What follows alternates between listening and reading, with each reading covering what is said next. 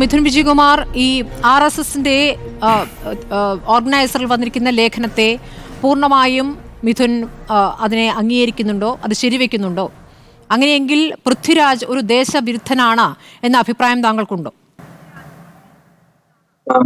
പൃഥ്വിരാജ് ഒരു ദേശവിരുദ്ധനാണ് എന്നൊന്നും ഞാൻ പറയില്ല. പക്ഷെ പൃഥ്വിരാജ് അല്ലെങ്കിൽ ഈ സിനിമയുടെ സ്ക്രിപ്റ്റ് എഴുതിയ ആൾക്ക് ഈ രാജ്യത്തെ സോഷ്യൽ ഫാബ്രിക്കിനെ തകർക്കുന്ന വിഷയങ്ങളൊക്കെ എങ്ങനെ ഒരു റവന്യൂലേക്ക് കൺവേർട്ട് ചെയ്യാം എന്നതിൽ അവർ നല്ല അഗ്രഗണ്യന്മാരാണ്. അവർക്ക് ആ കാര്യം നന്നായിട്ട് അറിയാം.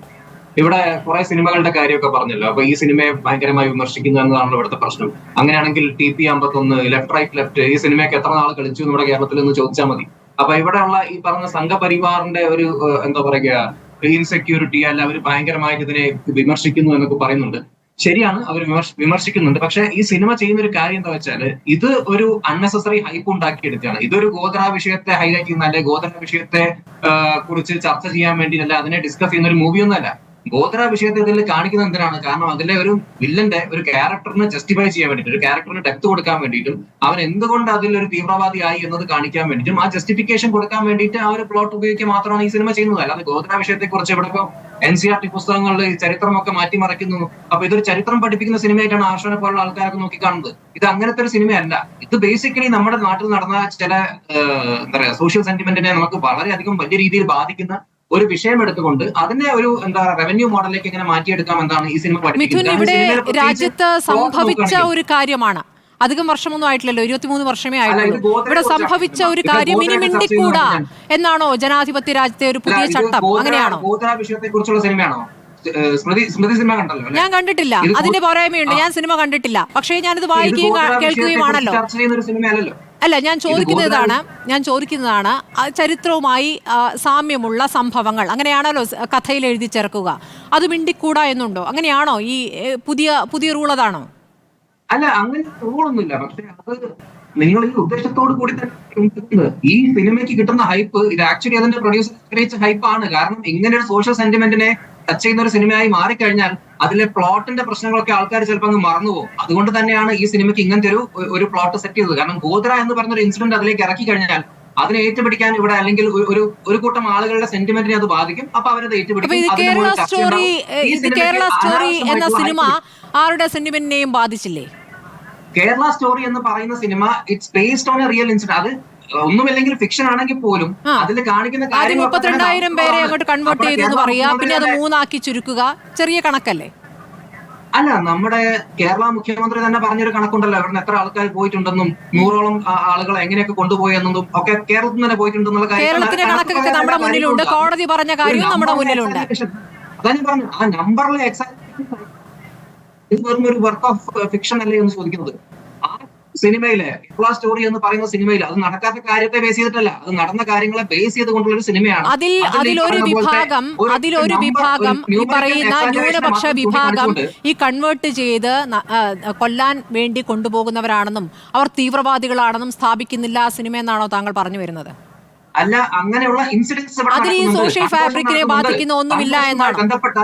കൺവേർഷനുമായി ബന്ധപ്പെട്ട എത്രയോ വിഷയങ്ങൾ മലപ്പുറത്തൊക്കെ പൊന്തി ഉണ്ടായിരുന്നു. അതൊക്കെ റെക്കോർഡുകളാണ്. അതിനൊക്കെ കുറിച്ചാണ് ആ സിനിമ ഹൈലൈറ്റ് ചെയ്യുന്നത്. അപ്പം കൺവേർഷൻ ഇവിടെ നടക്കുന്നതല്ല, എല്ലാം എന്താ പറയാ പരമപരിശുദ്ധമായ ഒരു നാട്ടിൽ നമ്മൾ ജീവിക്കുന്നു എന്നല്ല. ആ സിനിമ ഹൈലൈറ്റ് ചെയ്യുന്നത് നടക്കുന്ന ഇഷ്യൂസിനെയാണ്.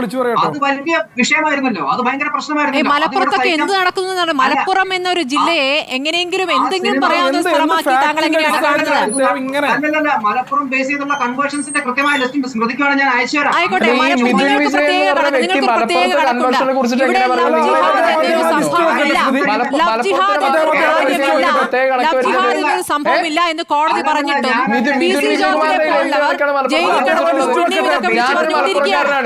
മലപ്പുറത്ത് കൺവേർഷൻ നടക്കണമെന്ന് പറഞ്ഞിട്ട് മലപ്പുറത്തിന്റെ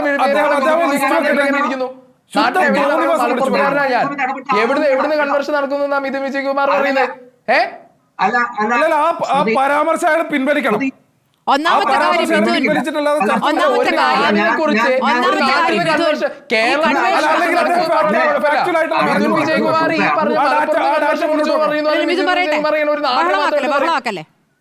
മിഥുൻ, മിഥുൻ അത് വിശദീകരിക്കും. മലപ്പുറത്ത് ഒരു പ്രത്യേക കണക്ക് മിഥുന്റെ പക്കലുണ്ടെന്ന് മിഥുൻ പറയുകയാണ്.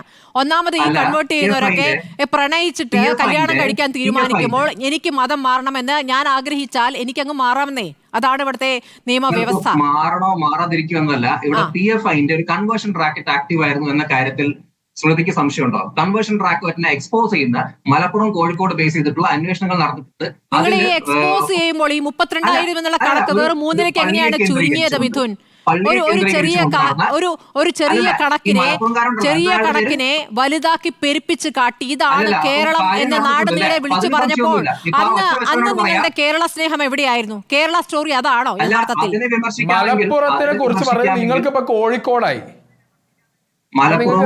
കോഴിക്കോടായി. താനൊന്നും മിണ്ടാതിരിക്കണോ? താൻ ആരാ?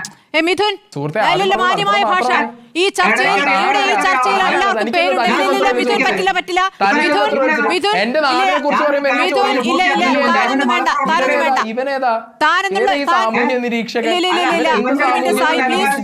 സായി പ്ലീസ്, രണ്ടുപേരോടാണ് അഭ്യർത്ഥിക്കുന്നത്.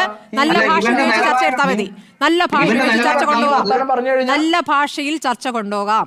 നിങ്ങളുടെ വ്യത്യസ്ത അഭിപ്രായങ്ങളാണല്ലോ കേൾക്കുന്നത്. നാട്ടുകാർ കേൾക്കുകയാണെന്നുള്ള ബോധത്തോടു കൂടി രണ്ടുപേരും പ്രതികരിച്ചാൽ മതി. കാണിച്ചു തന്നാലേ അപ്പൊ നമ്മൾ ഈ ഇതുപോലുള്ള ഓരോരുത്തന്മാർ വന്നിട്ട് ചർച്ചയിൽ ഇടപെട്ടുകൊണ്ടിരുന്നാൽ എനിക്ക് വലിയ വിഷയമൊന്നും സംസാരിക്കാൻ യോഗ്യനായതുകൊണ്ടാണ് ഞാൻ വിളിച്ചത്.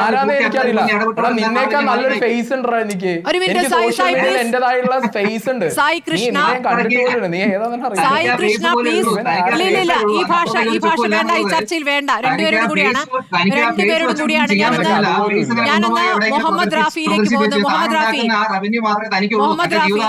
മുഹമ്മദ് റാഫി